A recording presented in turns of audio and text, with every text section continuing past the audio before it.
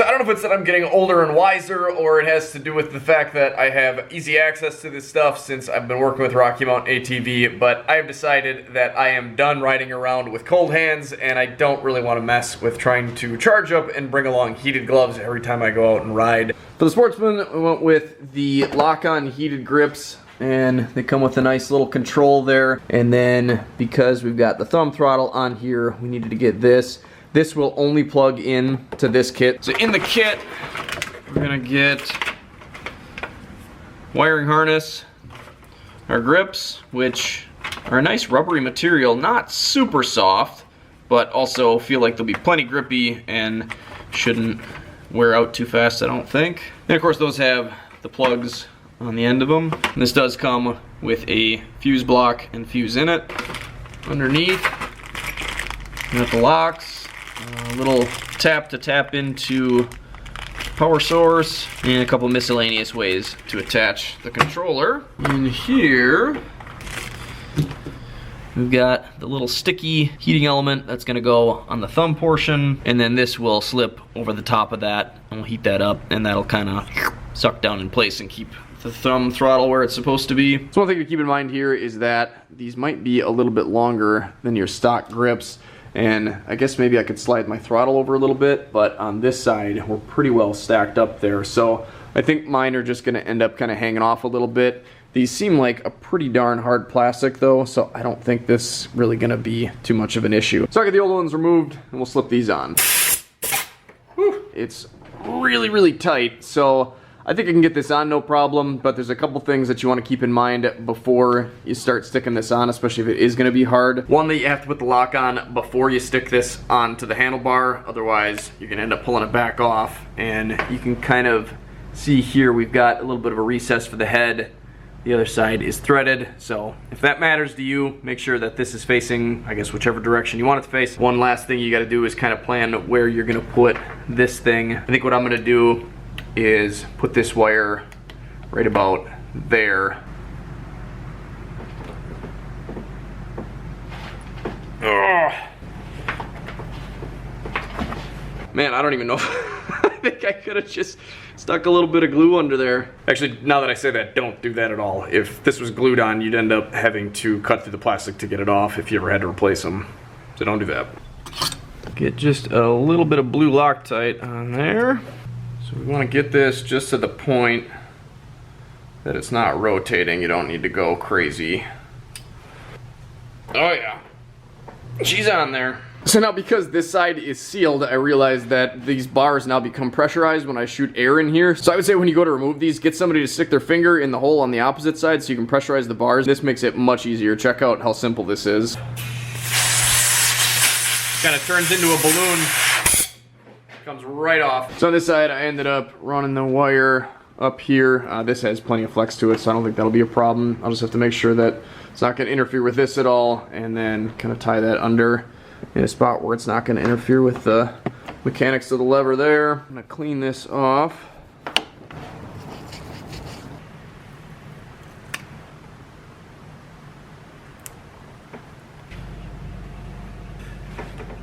Shove that in there so we don't have any exposed wires, and then we'll put some heat on that. Now this side, after it was heated up, I just kind of pushed it down with my finger, and it seems like that kind of sealed that up pretty well. The other side here where the wires are coming out, I think I am going to throw a zip tie around just so I don't have to worry about those wires getting rattled around too much. So I'm going to zip tie these to the factory wiring up here, but I'm going to make sure that I've got plenty of slack for my thumb throttle here, so you want to give yourself plenty of room, flip it down, make sure you still got some free play there, and then you should be good to go. And then I think I'll probably snip the stock one off here and just replace that to keep them all under there. So this might seem like a bit of an odd spot, but there's just really no real estate left up here. It's frustratingly close to fitting here, but still kind of sat over the rubberized seal behind the gauge cluster, and if you need to, this can pop out that way. So I just figured it wasn't really worth messing with that. I think this will work out okay. The next thing that I'm gonna do is pull the 4 fasteners that hold this front cowl in place. That way I can get all these wires underneath there and connected, and then run a wire down to the battery. Or I guess I should say my keyed orange terminals.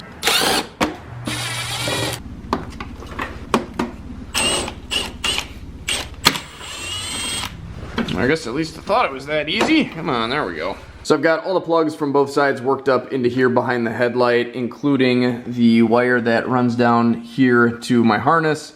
I'm about ready to connect these. I'm going to put a little spade connector on the end of this because that's actually what fits inside of these terminals.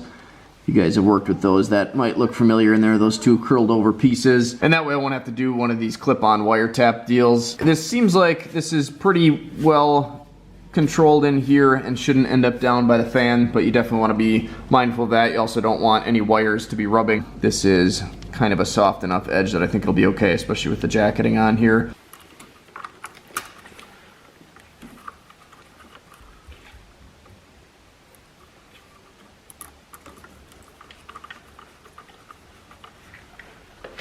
So this is the little spade connector that's going to fit inside one of these guys here.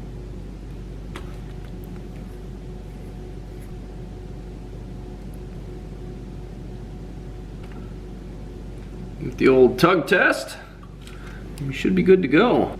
So I was kind of worried about this. I don't know if this is supposed to have like a sleeve on it that would go over this. I've never seen this type of connector with this sort of weird housing on it. Normally these would have like a sheath that would go over that. The ones that I have on my connectors are much too small. So I think what I'm gonna do now is just wrap some electrical tape on here. I might eventually switch this out for a waterproof bullet connector.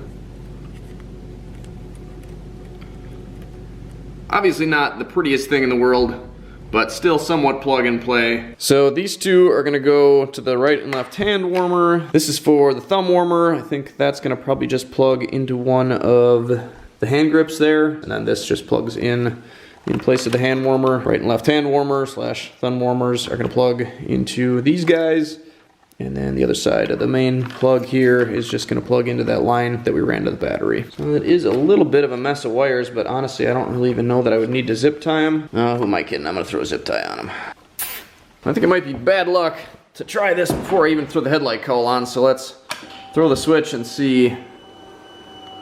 Oh, look at that. We got power.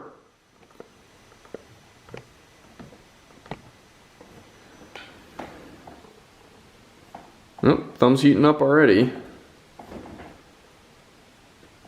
Yep, grip's got some warmth to it already. And since there's no fun sitting around on a four-wheeler in a garage, I think I'm gonna gear up, fire this thing up, and we'll take it out for a ride and see how these things do. Welcome to April in Wisconsin.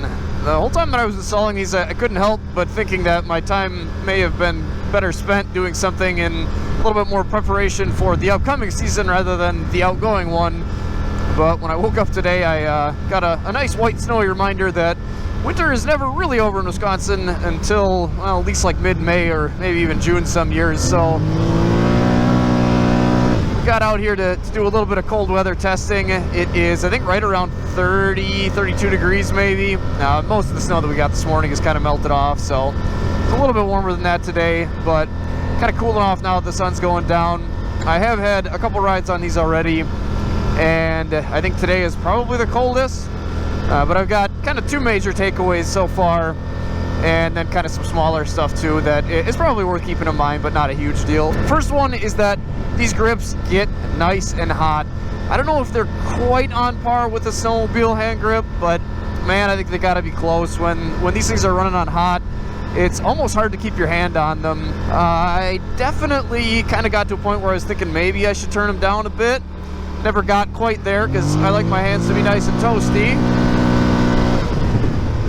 But I think they're going to be adequate for this type of weather, and possibly even something a ride a bit colder than this. I guess I'll have to see next winter how they hold up. I do of course have the PowerMad handguards on here, and these are the little flip out PowerMad mirrors if anybody's interested. I can put links for those down in the description. Those definitely cut down on the wind a lot, and that really helps. The second thing is the thumb is not really all that warm, and honestly I don't really have anything that's I guess what I would say is a fair comparison. The only thumb throttle that I'm really used to or had any extensive time with is that on a snowmobile, which the whole paddle itself is a lot bigger, so that means the heating element can be bigger. And I mean, obviously that's, you know, made for a bit of a different season, more like below zero weather. So you guys that have had experience with possibly either the Polaris brand grips, or, you know, maybe one of the other expensive grips, or just any other ATV hand grips that come with a thumb throttle, how do they compare to, I guess, what I described here? How would you say they are as far as temperature goes? The other couple things that I wanted to mention are things that I guess I kind of called out a little bit when I was installing these. I feel like I'm talking really funny. This helmet squeezes my cheeks a bit. The little nub that sticks up where the wire comes out, I feel like I have bumped into a few times. And I don't know, the one on the throttle side, I guess I could have moved down a little bit more.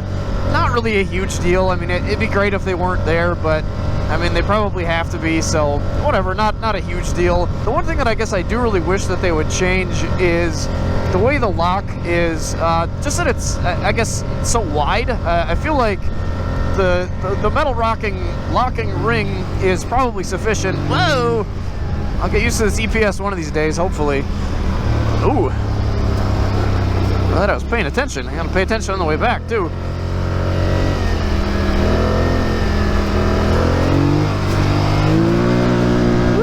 Boy, this thing sails over that stuff, though. I just feel like it kind of shoves your hands out so far, and I kind of want to be like right up tight to the controls here. And I mean, I guess I feel like I'm even kind of encroaching on the ring half the time, and I guess I just feel like they could be shoved in a little bit. Not a huge deal again, but something that's kind of annoying, I suppose. Other than that, though, I like the control. One thing that I noticed about this is, woo, it would, whoa! It would come on when, woo, the key was on at first, but after I think I was messing with the winch or something, I went to try to test that to turn it on because I had been messing around with some of the wires under here, and I just wanted to make sure it was all still working, and it turned on and it went off, and I was like, oh no, I goofed something up. And then I realized I'm pretty sure that there must be some sort of sensor in there that detects low voltage or amps or something, and it had basically just said, nope, you don't have enough voltage, I'm shutting this down. And that'll be super nice if you do go to connect this directly to your battery. Oh, what a beautiful April day for a four-wheeler ride. So if you guys enjoyed this video and you want to see more like it, make sure you hit that subscribe button. Click the bell after you subscribe. That way it'll let you know anytime I put a video out. Other than that, guys, if you can get out, even if it is a little bit snowy, make sure you get out and enjoy this beautiful world out here. Every day is a good day to get outside, and you never know how many you got left, so get out here and enjoy it. Thanks for watching, guys. Take care, stay safe, stay swanky. And hey, if you can't get out, check out some more videos at the top or the bottom, wherever I put them. Who knows?